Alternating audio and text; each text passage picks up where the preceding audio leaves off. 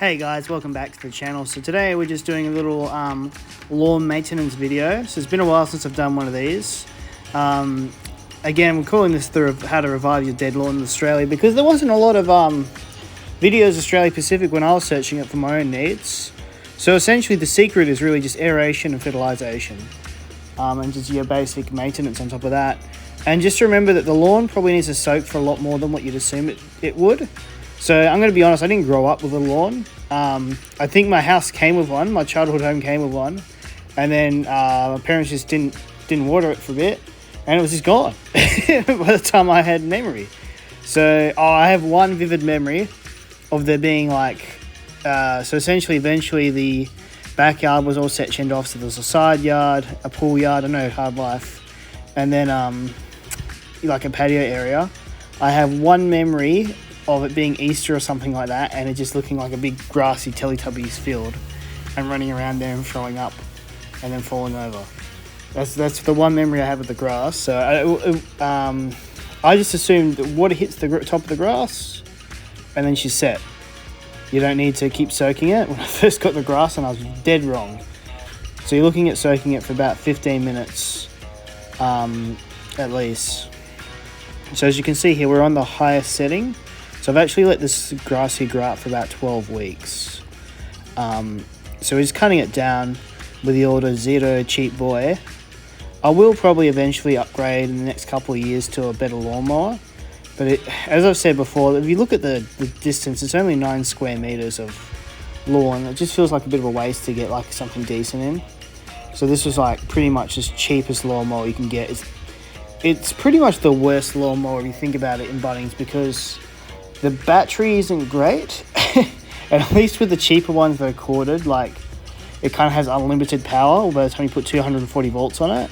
Whereas this has just got that 12 volter on it. No, 18 volt. Yeah, 18 volt. 18 volt battery to it. It's supposed to be brushless and stuff, but when you're hitting taller grass, you can feel it is quite gutless. Like, don't get me wrong, it works, and I stand by that it's a decent product to buy for something that, you're just trying to cut it down a bit. But yeah, as far as like great lawnmowers goes, this wouldn't be one. But, it's still, for the price that I bought it for, I'm still pretty happy. I think it was a sub $200. I just think you probably want, if you already have like existing 18 volt Ozito tools, whereas all my tools are like DeWalt, all my other tools, so the batteries obviously don't line up.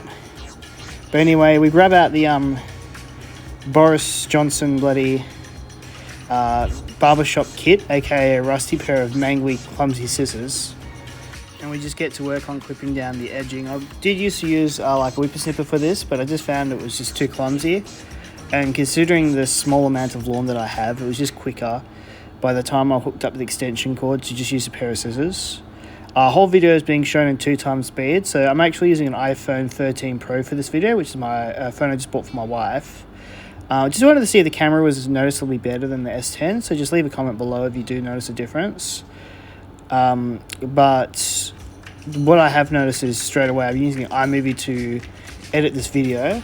It is nice, it runs really smooth, it's a little bit more professional than KineMaster, but the features aren't there. Like, this is the max speed that iMovie will let you go, which is 2x speed.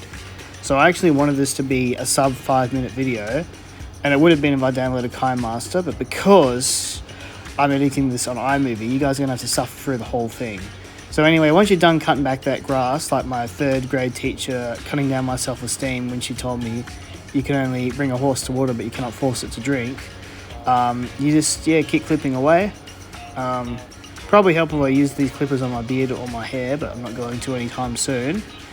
But as you can see, it's been about, as I was saying before, it's been about 12 weeks since I've done anything with this lawn, apart from every now and then I'll just hit it with fertilization. But because there's a couple of dead spots in the lawn, what I've found from the personal lived experience, I can't find anything in forums or comments on YouTube or YouTube videos backing this up. But the longer I let it grow out, the more it seems to sort of recover in those dead areas, or those areas that my dog sort of dug up. So what I'll do when my dog digs up a bit of the grass, I tell it off with a stern voice, but you can't stay mad at that little rapscallion. And then I'll just, next time it poops or something like that, I'll just put the poop into the hole, because dogs hate digging up their own poop. Dig it back up. If I can still find the grass, if you can just lay it flat down, it'll start growing again. But if you can't, you just got to fill it with decent soil. And what you'll see me do later on is actually put the grass clippings over the dead spots. And between this and letting it grow out for a bit longer, it seems to actually let the grass recover. Whereas if you mow it every week, it's almost like it's so focused on growing up that it doesn't grow out. Which is a little analogy for life, actually. So I ended up going for about 3 battery charges on this whole mow, because I didn't actually charge it properly in the first place. So what I did was, after about 10-15 minutes of usage, I charged it for about 20 minutes, let's say, while I was cutting down the side of the grass, doing the edging. After we'd done that, it had gone flat again, as it only had just over 1 flashing bar of battery, which I tried to show the camera but didn't quite focus in on the light, or maybe the light just wasn't bright enough for the camera to see. And then after that, we hit it for about another 25 minutes of charge, and we used the lawnmower on its lowest setting, so right down below.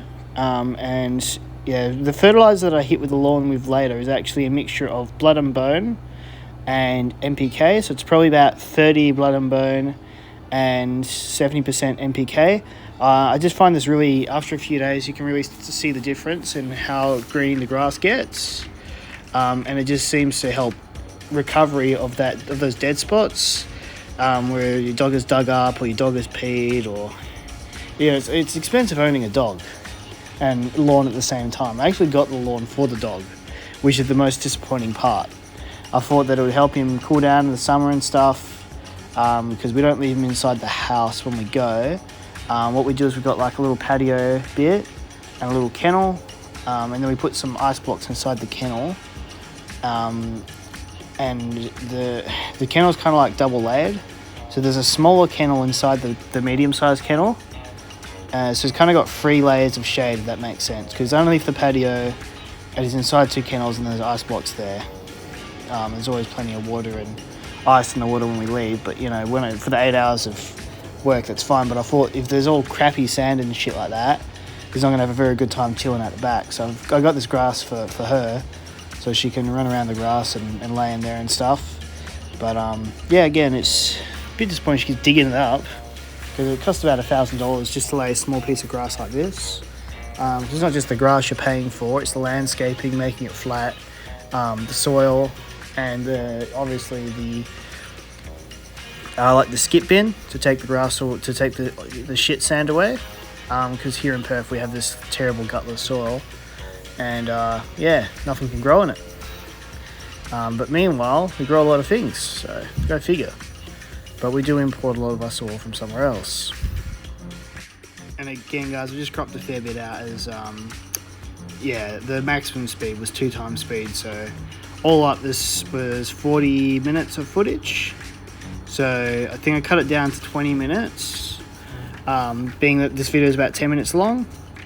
But yeah, even then the whole thing wasn't captured. Obviously there's some cleaning up and stuff I did off camera, just make it all clean. Because one thing I noticed when I overcut the edging and stuff was almost like the grass has pushed the shit sand out of the way, so no longer has to deal with it. I just took my sandals off there and walked around in the grass. It feels awesome after you just cut it, like it's hell soft, and in other spots hell hard on your feet, which is pretty cool.